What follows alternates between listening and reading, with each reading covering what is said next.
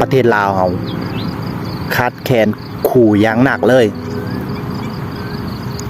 จนต้องให้ทหารมาสอนเปลี่ยนมาสอนแทนโอ้โหประเทศลาวมาฮอดจุดนี้ได้จังไดวะในช่วง 2-3 ปีหลังๆนี่จนมาฮอดปัจจุบันนี่ลาวเฮาประสบปัญหาเรื่องขาดครูสอนนะหลายอีหลีแต่ละแขวงเนี่ยมันจะมีความต้องการครูอยู่ประมาณ300ถึง500คนต่อปีนะคิดเบิ่งมันหลายสันใดสาเหตุหลักๆก็คือครูลาออกนะ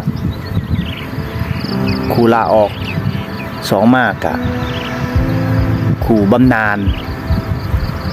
ครูอุดนูนสินะแต่ละปีมันก็คนลาออกหลายมันก็เบิดแล้วมันครูอาสามันบ่มีแล้วบัดนี้ครูที่ลาออกนะส่วนหลายน่ะจะเป็นครูอาสานะครูอาสาอยู่มาหลายปีบ่ได้เงินเขาก็ลาออกเนาะจักก็สิอยู่เฮ็ดหยังครูได้เงินบางคนก็ยังลาออกนะมันก็บอกว่าเงินเดือนน้อยบ่พอกลุ่มบ่กุมกินสิเขาก็ลาออกไปหาเงินออกไปเฮ็ดธุรกิจของตัวเองและคนที่บ่ลาออกเลยก็คือเขาเสียดายเวลาอยู่มาหลายปีแล้วได้เขาบอกว่ารออีกจักหน่อยบางทีก็อาจจะได้รอปีหน้านะฮอดปีหน้ายังบ่ได้รออีกปีหน้าแล้วก็ปีหน้าอย่างนั้นต่อเลยบ่ฮู้ว่ามื้อใดสิได้อยู่แขวงสวรรณเขตน่ะประสบปัญหาขาดแคลนครูสอนต่อเนื่อง 3-4 ปีนะโดยเฉพาะว่าอยู่แถวเขตห่างไกลโซกลีกเนาะขาดอย่างหนักเลยจนต้องได้เอาทหารนักรบไปฝึกอบรมสอนวิธีการสอนฝึกอบรมวิธีการสอนหลักสูตรการสอนสัตว์ปฐมนะแล้วไปช่วยสอนบางเขต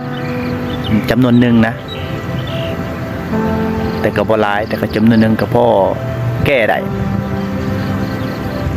แก้ไขได้แค่บางเขตนะมันก็บ่ได้หมดดอกเพราะมันหลายเกินมันได้แต่บางเขตนะแขวงอื่นก็ยังบ่ได้เห็นได้เริ่มเนาะแต่เห็นอยู่แขวงสวรรณเขตได้เริ่มก่อนนะป.1 ฮอดป.5 ห้องนะ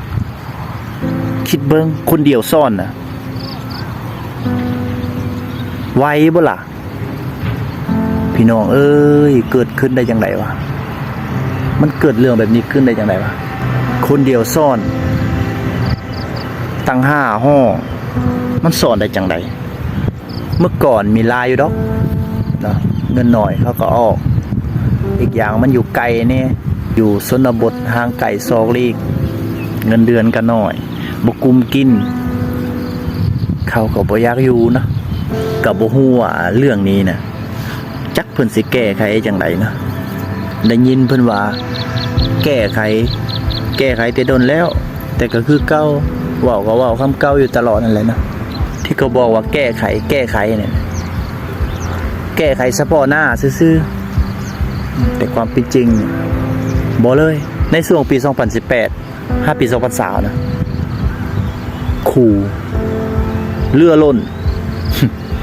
ครูหลายอีหลีจนเรือเนาะจนว่ากระทรวงได้มีการปิดบ่ให้มีการ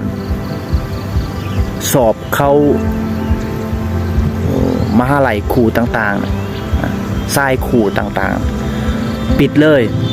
ช่วงนั้นนะพอมันเต็มแล้วครูมันหลายจากนั้นมาก็เริ่มหน่อยทยอยบ่มีแล้วอีกอย่างมาเจอกับเศรษฐกิจเงินเฟ้อจังซี่แหงหนักเลยออกเบิด